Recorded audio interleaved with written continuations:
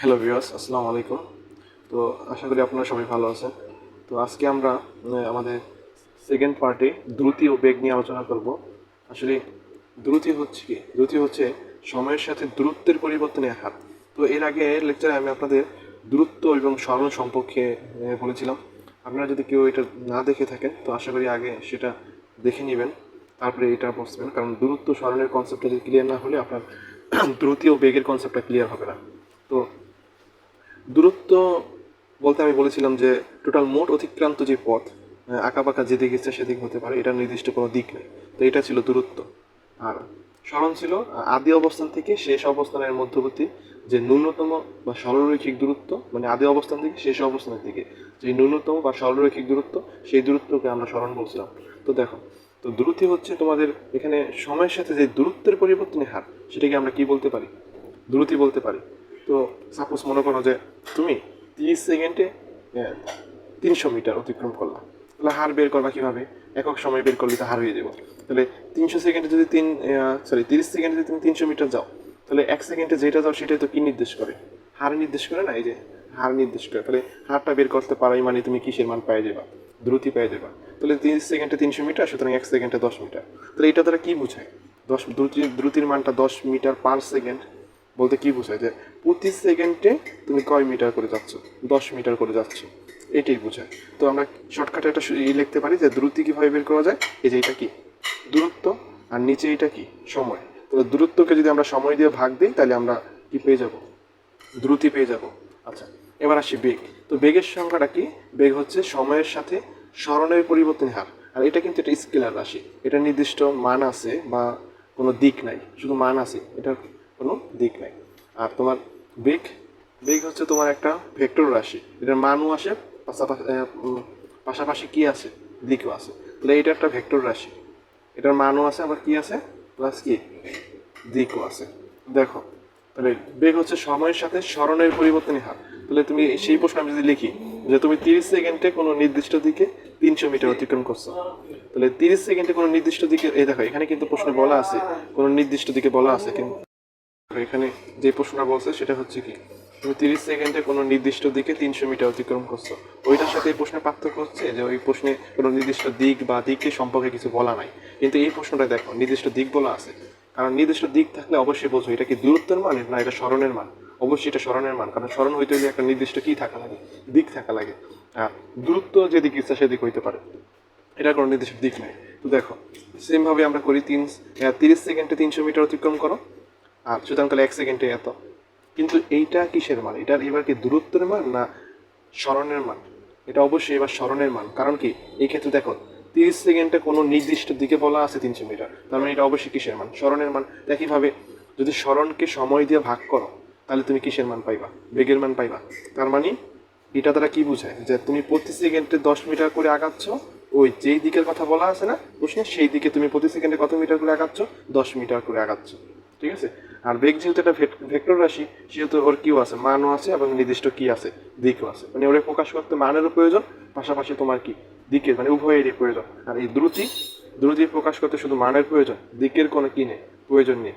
আর এক্ষেত্রে একটা জিনিস মনে রাখবা যে বেগের মানটাই মূলত দ্রুতির বোঝায়। দ্রুতি যেহেতু মান, তাহলে এই দ্রুতিটাই হচ্ছে তোমার কি? বেগের মান। দ্রুতি যেহেতু শুধু কি নির্দেশ করে যে কত স্পিডে তুমি আগাচ্ছ, প্রতি সেকেন্ডে কয় মিটার কয় মিটার করে যাচ্ছ, আর সেইটাই হলো তোমার কি? বেগের মান। আর পাশাপাশি বেগের আরেকটা জিনিস এক্সট্রা আসে, সেটা হচ্ছে তোমার কি? নির্দিষ্ট একটা একটা দিক আছে, সেই দিকটা আর দ্রুতির মধ্যে নাই। তো আশা করি বুঝছো। পরে দেখো, পরে আমরা যেটা নিয়ে আলোচনা করবো সেটা হচ্ছে গড় দ্রুতি বা গড় বেগ। তো তোমাদের আমি যখন সরণ আর দূরত্ব পড়াইছিলাম সেখানে একটা আমি এই আঁকছিলাম, চিত্র আঁকছিলাম এরকম, এরকম সাপোজ এখানে 1 কিলোমিটার, 2 কিলোমিটার, মনে করো 4 মিটার, 5 মিটার, 6, এখানে 7, এখানে কত 8, এগুলো মিটারে দেওয়া সাপোজ। তো এই যে তুমি আঁকা বাঁকা পথে গেছো, এটা কি তোমার দূরত্ব না সরণ? এটা অবশ্যই দূরত্ব। আর তাহলে সরণটা কত? সরণ হচ্ছে তুমি আগে এখানে ছিলা, মনে করো এটা এ বিন্দু, শেষে কোথায় পৌঁছাইছো? বি বিন্দু। এই আদি অবস্থান থেকে শেষ অবস্থানের যে সোজাসুজি বা ন্যূনতম বা সরলরৈখিক দূরত্বটা, এই সোজাসুজি যে দূরত্বটা, সেটাকে আমরা কি বলি? সরণ। সাপোজ এখানে 1 মিটার, 2 মিটার, এটা কয় মিটার? 3 মিটার। তাহলে এখানে দূরত্ব কত বলো? দূরত্ব হচ্ছে তোমার কয় মিটার হলো? এই যে আঁকা বাঁকা পথে কয় মিটার? 8 মিটার। তাহলে সরণটা কত? সরণটা এখানে এখানে সাপোজ 3 মিটার। কয় মিটার? 3 মিটার। এখন তোমার যদি বলি আমি দ্রুতি বের করো আর কি বের করো? বেগ বের করো। তাহলে দ্রুতিটা কিভাবে বের করবা? সাপোজ এখান থেকে এই পথে যাইতে সময় লাগছে সাপোজ 40 সেকেন্ড, সাপোজ 40 সেকেন্ড, আর এখান থেকে এখানে যাইতে লাগছে 10 সেকেন্ড। তাহলে দ্রুতি কি সময়? সূত্রটা কাটাও, দূরত্ব বাই সময়, দূরত্ব বাই সময়। তাহলে দূরত্ব কত পাইছো তুমি এখানে? কত? 8। আর মোট সময় লাগছে কত? 40। তাহলে এইটার ভাগ দিলে তুমি দ্রুতির মানটা পেয়ে যাবা। আর যদি সাপোজ আমি বলি সরণ কত, সরি সরণ না, বেগ কত, তাহলে বেগ সমান আমরা কি জানি? সরণ ভাগ কি? সময়। তাহলে সরণ হয়েছে কয় মিটার? 3 মিটার। 3 মিটার। আর সময় লাগছে কয় সেকেন্ড? 10 সেকেন্ড। তাহলে এটা ভাগ দিলে তুমি বেগের মানটা পাইবা। আসলে ওই পাশে আমরা যেই অঙ্কগুলো করছিলাম, এই যে এগুলা এগুলা দ্রুতি বলা ঠিক না, আসলে এগুলা গড় দ্রুতি। কি দ্রুতি? গড় দ্রুতি। আবার এটা কি বেগ? গড় বেগ। তাহলে গড় দ্রুতি গড় বেগ বলার কারণ কি? গড় দ্রুতি গড় বেগ বলার কারণ হচ্ছে, যেমন দেখো, এই যে তুমি আশেপাশে এই যে এখান থেকে এখানে গেছো, কোনো জায়গায় কি বলা আছে যে তুমি একই স্পিডে গেছো? তোমার কোনো জায়গায় স্পিড বাড়তেও পারে, কোনো জায়গায় তুমি একটু স্পিড বাড়াইতে পারো, কমাইতে পারো। তো সেক্ষেত্রে আমরা এটা দ্রুতি না বলে আমরা কি বলতে পারি? গড় দ্রুতি। আবার বেগ না বললে সেটার আমরা কি বলতে পারি? গড় বেগ। বুঝছো? যে তো যদি কখনো পরীক্ষায় যদি গড় দ্রুতি বের করতে বলে, গড় দ্রুতি, তুমি এভাবে ডিরেক্ট করে দিবা যে মোট অতিক্রান্ত দূরত্ব ভাগ মোট যে সময়টা লাগবে, এটা করলে হয়ে যাবে। আসলে এইটা যে আমরা বের করলাম যে মোট অতিক্রান্ত দূরত্ব কয় মিটার ছিল? 8 মিটার। আর টোটাল এখান থেকে এখানে যেতে সময় লাগছে কয় সেকেন্ড? 40 সেকেন্ড। তাহলে মোট অতিক্রান্ত দূরত্বের মোট সময় দিয়ে ভাগ করলে যেটা পাইবে সেটা আসলে একটা গড় দ্রুতির মান। কারণ এখানে তোমার পথে কোনো জায়গায় স্পিড বাড়তে পারে, কমতে পারে, এই জন্য আমরা সেটাকে বলি গড় দ্রুতি। তুমি গড় দ্রুতি বের করে অনেক সময় প্রশ্ন আসে যে গড় দ্রুতি বের করতে বলে, তাহলে কি করবা? মোট অতিক্রান্ত দূরত্বকে তুমি মোট সময় দিয়ে কি করবা?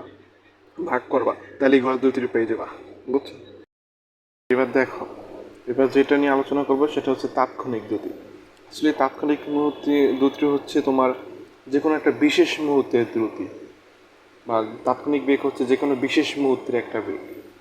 মনে করো যে তুমি পার হচ্ছ, তোমাকে আমি হঠাৎ করে বললাম যে 25 সেকেন্ড পরে, ঠিক 25 সেকেন্ড পরের মুহূর্তে বেগটা কত?